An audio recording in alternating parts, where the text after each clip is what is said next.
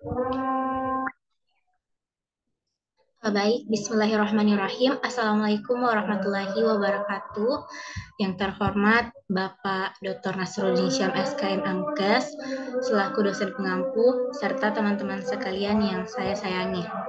Sebelumnya perkenalkan, saya atas nama Nur Fitra Aziza dengan NIM 141202100888. Pada kesempatan yang berbahagia ini, saya akan memaparkan sebuah judul penelitian, yaitu analisis risiko paparan bakteri Vibrio folificus pada keran tiram terhadap terjadinya hemochromatosis pada masyarakat pesisir di Pulau Baralompo. Adapun yang melatar belakangi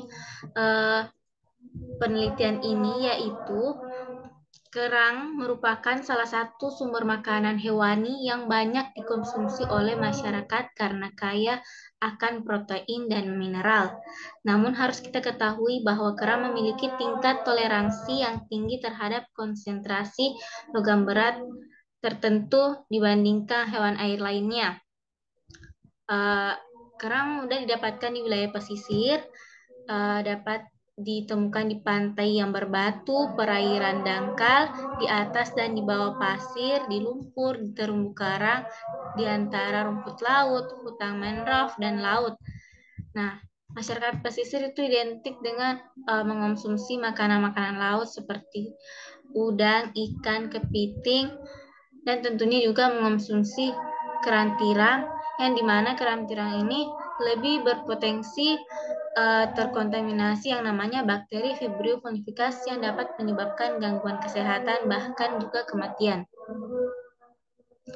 Adapun rumusan masalahnya yaitu bagaimana perilaku konsumsi kerang oleh masyarakat pesisir meliputi waktu pengambilan kerang, cara pemilihan, perolehan kerang, dan cara pengolahan kerang tiram itu. Tujuan penelitian, tujuan umum untuk mengetahui adanya risiko paparan bakteri Vibrio folificus pada kerang tiram di Pulau Baralompo. Tujuan khususnya yang pertama, untuk menganalisis risiko paparan bakteri Vibrio folificus. Yang kedua, untuk menganalisis pengaruh Vibrio folificus terhadap penyakit hemochromatosis. Selanjutnya, manfaat dari penelitian ini diharapkan untuk memberikan informasi yang mendalam kepada masyarakat Pulau Baralompo terkait risiko paparan bakteri Vibrio folificus ini yang secara alami tumbuh di perairan laut. Tinjauan pustaka yang pertama yaitu tentang bakteri itu sendiri. Vibrio folificus didefinisikan sebagai spesies bakteri yang baru. Dalam bahasa Latin, folificus berarti melukai. Folificus dapat menyebabkan infeksi yang mengancam jiwa. Folificus adalah bakteri alami yang tumbuh di perairan akibat perubahan iklim, suhu, temperatur, yang dimana penularannya itu melalui luka terbuka. Apabila anggota tubuh kita ada yang luka dan kena air laut yang sudah terkontaminasi, dan juga mengonsumsi makanan laut yang sudah terkontaminasi, utamanya pada kerang tiram. Tinjauan pustaka kedua yaitu tentang kerang tiram itu sendiri. Jadi tiram merupakan kelompok moluska dari kelas Bivalvia yang hidup di habitat laut atau air payau. Nah, tiram itu jika dikonsumsi secara mentah akan dapat mengakibatkan gangguan yang lebih parah apabila dimasak, karena ketika sudah dimasak itu belum tentu proses pemasakan tiram itu benar. Apalagi kalau dimakan mentah, bisa saja tiram itu sudah terkontaminasi yang namanya bakteri Vibrio folificus. Tinjauan pustaka yang ketiga yaitu tentang hemochromatosis. Hemochromatosis adalah kelainan homeostatis zat besi yang ditandai peningkatan zat besi dalam tubuh. Gejala yang ditimbulkan adalah kelemahan, kelelahan, dan perubahan warna pada kulit. Tinjauan pustaka yang keempat itu terkait karakteristik masyarakat pesisir yang dimana dapat dipengaruhi beberapa faktor kebiasaan mengonsumsi pangan masyarakat itu berdasarkan ketersediaannya. Kecukupan kebutuhan nutrisi dapat dilihat dari zat gizi yang terkandung dalam makanan yang dikonsumsinya. Mereka mengonsumsi makanan agar tidak merasa lapar. Di sini ada dasar pemikiran variabel yang diteliti. Jadi variabel dependen, Vibrio vulnificus merupakan bakteri patogen yang terdapat di perairan. Paparan Vibrio vulnificus terjadi akibat luka terbuka melalui lesi kulit kecil dan dapat dengan cepat berubah menjadi nekrotik, sehingga memerlukan pembedahan untuk mengangkat jaringan atau amputasi pada bagian tubuh. Paparan Vibrio vulnificus juga bisa terjadi akibat konsumsi makanan laut seperti kerang mentah. Variabel independen. Vibrio vulnificus dapat berkembang biak dikarenakan perubahan iklim akan meningkat kesesuaiannya dan distribusi spesies Vibrio yang patogen khususnya di daerah lintang tinggi.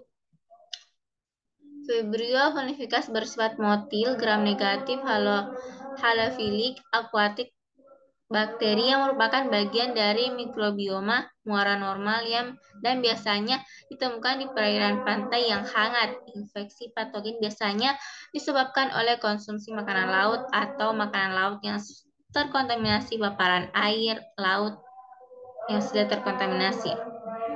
Vibrio vulnificus telah dikaitkan dengan lebih dari 95% kematian terkait konsumsi makanan laut. Kondisi medis seperti hemochromatosis, gagal ginjal, HIV, penyakit hati kronis, dan imunosupresi yang berperan sebagai faktor predisposisi infeksi. Teman-teman bisa lihat di sini bagang kerangka konsep. Variabel independen dan variabel dependen. Di sini variabel dependen hemochromatosis, variabel independen pertumbuhan bakteri. Ketika terjadi pertumbuhan bakteri, setelah itu akan dapat terjadi yang namanya penularan kepada masyarakat yang berada di sekitar air yang sudah terkontaminasi dan mengakibatkan menjadi penyakit. Ini ada hipotesis, jadi ada hubungan kontaminasi patogen vulnificus pada kerang tiram. Ada hubungan perubahan iklim terhadap pertumbuhan bakteri vulnificus di perairan laut. Dan juga ada hubungan konsumsi makanan laut yang sudah terkontaminasi vulnificus pada masyarakat pesisir. Ada hubungan antara masyarakat pesisir dengan peluang terpapar bakteri vulnificus. Di sini ada definisi operasional dan kriteria objektif. Metode penelitian. Jenis penelitian ini menggunakan metode analitik observasional. Waktu dan lokasi penelitian direncanakan pada tahun 2024. Tempatnya di Pulau Baralompo. Populasi penelitian ini seluruh masyarakat pesisir yang tinggal di Pulau Baralompo. Sampelnya yang bersedia dijadikan responden penelitian dan bertempat tinggal di Pulau Baralompo. Sumber dan teknik pengumpulan data, pengolahan data, metode analisis data. Sekian dari saya. Semoga apa yang saya sampaikan dapat bermanfaat dan mudah dimengerti. Apabila ada salah kata, mohon dimaafkan. Wabillahi taufiq wal hidayah. Wassalamualaikum warahmatullahi wabarakatuh. Terima kasih.